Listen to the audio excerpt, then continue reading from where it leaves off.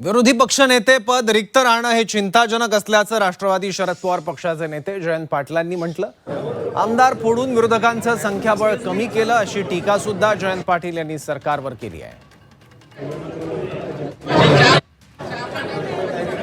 Excuse me sir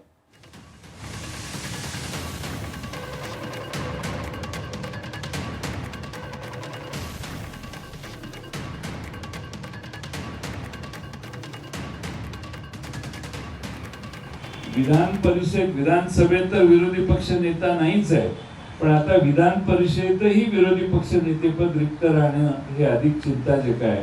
आणि काँग्रेस पक्षाकडे आवश्यक संख्याबळ असताना सत्ताधाऱ्यांनी विरोधी पक्षातील आमदार फोडून ते संख्याबळ आता कमी केलेलं आहे। माझं म्हणणं आहे की विरोधी पक्ष नेता संख्या किती आहे हे फार महत्त्वाचं नाही। अशी अनेक उदाहरणं आहेत विधानसभेत आणि विधान परिषदेमध्ये। विरोधी पक्ष नेता नेमण्याचं औदार्य जरी सरकारी सत्तारूढ पक्षाने दाखवलं तर या सगळ्या प्रश्नांना अधिक प्रभावीपणानं विरोधी पक्ष म्हणून आम्हा सगळ्यांना जनतेचे प्रश्न मांडण्यासाठी एक साधन होईल किंवा